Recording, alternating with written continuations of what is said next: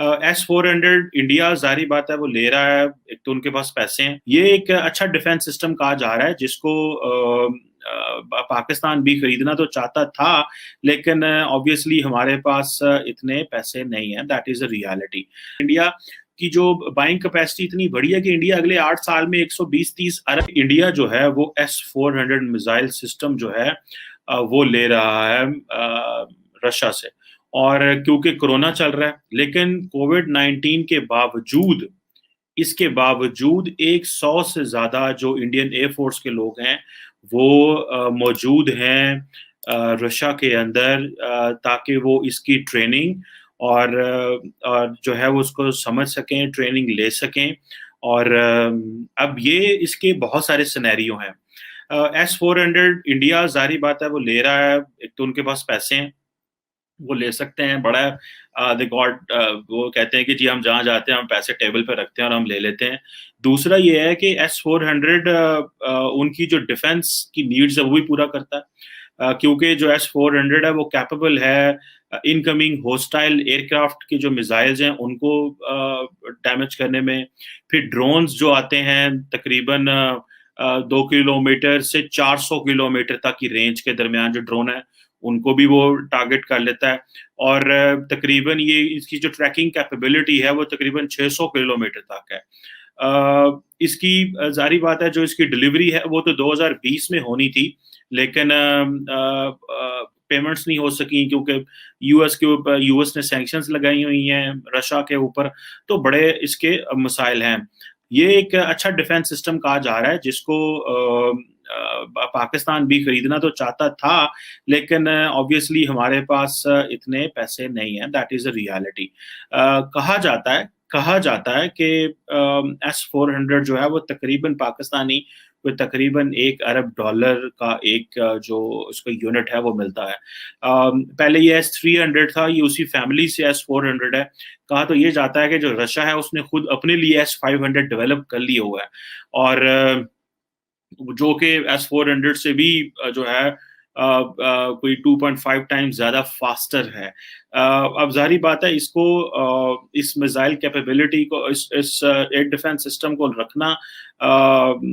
आम बात नहीं है, क्योंकि इसके लिए आपके पास पॉलिटिकल मसल्स चाहिए, आपकी स्ट्रेटेजिक कैपेसिटी चाहिए और आपकी फाइनेंशियल जो कैपेसिटी वो चाहिए। इससे पहले अगर आपको याद हो कि अमेरिका ने टर्की के ऊपर भी सैंक्शंस इम्पोज की कि जी आप S-400 क्यों ले रहे हैं, क्योंकि अमेरिका का एक लॉ है जिसे कहते हैं countering America's adversaries through sanctions act CAATSA के नाम से। ये इस लॉ के तहत वो जो भी ममालिक जो हैं वो ट्रेड करेंगे रशिया के साथ, उनको इसमें पनिश करते हैं, पेनलाइज करते हैं। लेकिन ये इंडिया के हवाले से बड़ा एक सीरियस इस पे वो कंसर्न आता है कि क्या अमेरिका जो है वो इंडिया को टफ टाइम दे पाएगा?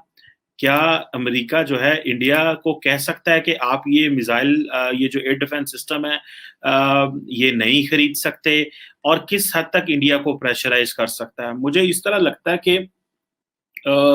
एक तरफ तो अमेरिका को इंडिया की जरूरत है इंडो पैसिफिक में, क्योंकि अमेरिका अपना सारे का सारा जो स्ट्रेटेजिक पॉलिटिकल मिलिट्री कैपिटल है वो इंडो पैसिफिक में इन्वेस्ट करना चाह रहा है। और ये कहा जा रहा है कि इंडियन जो अमेरिकन आर्मी है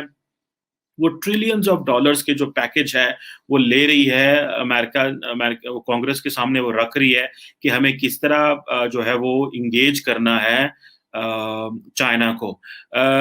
अभी देखें कि और उसके लिए उनको एक पोटेंशियल पावर चाहिए, and India is a potential power for that, इसमें कोई शक नहीं है। इंडिया के अंदर वो कैपेसिटी कैपेबिलिटी है कि वो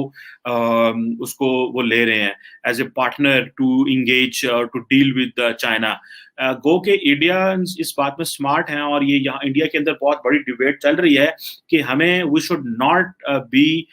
इन अमेरिकाज, जो हमें कोई इस तरह इनसर्कल ना कर ले या हमें इस तरह वो किसी जाल में ना फंसा ले कि हम चाइना के साथ लड़ते रहें, या हमें जिस तरह बहुत सारे ममालिक को कोल्ड वार के ज़माने में अमेरिका ने रशिया के अगेंस्ट खड़ा करने की कोशिश की और वहाँ पे एनवायरनमेंट खराब हो, जिस तरह के पाकिस्तान था। So India doesn't want to repeat that mistake. So India अपनी ऑप्शंस ओपन भी रखना चाहता है, जो कि ऑब्वियसली इंडिया के लिए एक उनकी ज़रूरत भी है और वो चाहते भी हैं। अगर इंडिया को देखा जाए इस हवाले से, जो इंडिया है उसने अपनी जो मार्केट है, अपनी जो वेपन्स प्रोक्योरमेंट है, उसको बड़ा ऑटोनोमस रखने की कोशिश की है, जो मैं समझता हूँ कि इंडिया के लिए एक बहुत बड़ी एक बहुत बड़ी बात है। वो इस तरह के, अगर आप देखें कि जो रशिया से जो वेपन्स प्रोक्योर करता रहा है इंडिया, वो तकरीबन पहले 72% अगर वेपन्स प्रोक्योर कर रहा था, तो वो 56% जो वेपन्स है वो प्रोक्योर कर रहा है। ये Stockholm institute of Peace Research institute जो है, ये उसकी रिपोर्ट है, जिसका नाम है trends in international arms transfer 2019 के नाम से, और ये एक एनुअल रिपोर्ट जो सिपरी की तरफ से आती है। और इंडिया दुनिया के जो 5 बड़े आर्म्स इंपोर्टर में भी था। सो इंडिया ने क्या किया कि इंडिया अपने आप को सिर्फ रशिया से निकाल के अब वो फ्रांस के पास भी चला गया, अमेरिका के पास भी चला गया है, और यूरोपियन मार्केट्स के पास चला गया है, इसराइल के पास चला गया है। तो इंडिया ने ये सोचा कि हम क्यों, अगर अमेरिका के जेर साया रहेंगे तो हमें तो उस तरह के बेनिफिट्स नहीं मिलने वाले, और जो बाकी ममालिक हैं वहां से हम जो ताल्लुकात है खराब कर बैठेंगे। क्योंकि ये जो ट्रांस अटलांटिक पार्टनरशिप इस वक्त हम अमेरिका की और जो यूरोपियन ममालिक की देख रहे हैं, उनमें एक चीज सामने आ रही है कि विद इन ये ट्रांस अटलांटिक पार्टनरशिप के अंदर भी डिस्कनेक्ट है, और वो जो डिस्कनेक्ट है वो बहुत ज्यादा हल्का हल्का, जिसे कहना सवियर भी होता जा रहा है। वो इस तरह कि रशियंस, सॉरी, जो यूरोपियंस हैं, पर्टिकुलरली फ्रेंच एंड जर्मन, वो टाइम एंड अगेन ये फील करवा रहे हैं अमेरिका को कि भाई आप जो है वो जा रहे हो इंडो पैसिफिक में, और हमें आपने पूछा ही नहीं है, और आप वहां पे अपनी मर्जी का एक एनवायरनमेंट क्रिएट करने की कोशिश कर रहे हो। हमारे जो कंसर्न्स हैं, हमारी जो सिक्योरिटी है, उसका क्या बनेगा, हमारे जो चाइना के साथ ताल्लुकात हैं उसको आप किस तरह लेके जा रहे हैं, और आप सिर्फ जापान, ऑस्ट्रेलिया और इंडिया के साथ मिलकर एक नया सिस्टम क्राफ्ट कर रहे हैं।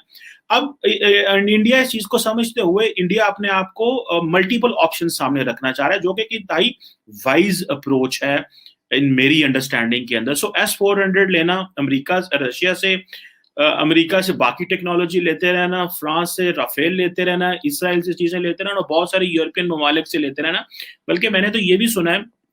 कि इंडियंस जो है वो दे आर स्मार्ट इनफ कि वो जहां जाते हैं, और ये मेरे फर्स्ट हैंड सोर्सेज हैं, दिस इज नॉट, मैंने कहीं पढ़ा नहीं है, मुझे आई हैव बीन टोल्ड कि इंडियंस जो है वो यूरोपियन मार्केट्स में ये कहते हैं, जो जहां से ये वेपन्स खरीदते हैं, कि अगर आपने पाकिस्तान को कोई वेपन्स दिए तो फिर हम आपसे नहीं खरीदेंगे। सो इस हद तक इंडिया जो है वो मार्केट के ऊपर मोनोपोली कर रहा है कि India is such a serious buyer कि वो जो पाकिस्तान जैसा मुल्क जो है, जो उनका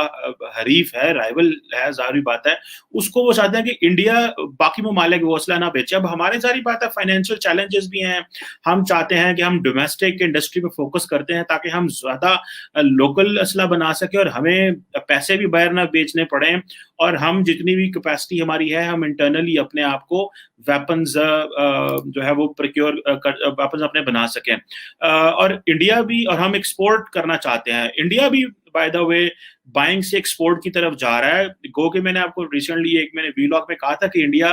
की जो बाइंग कैपेसिटी इतनी बड़ी है कि इंडिया अगले 8 साल में 120-30 अरब डॉलर का असला खरीद रहा है। सो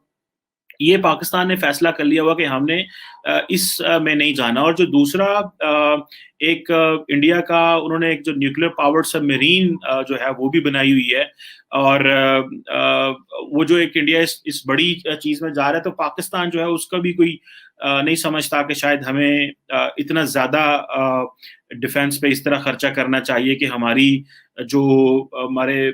जो इम्बैलेंस है वो बढ़ता रहे। और अभी रिसेंटली पाकिस्तान की जो फाइनेंशियल पोजीशन है वो भी इस तरह के, हम कोई ज्यादा लंबे चौड़े आर्म्स प्रोक्योरमेंट नहीं कर सकते। और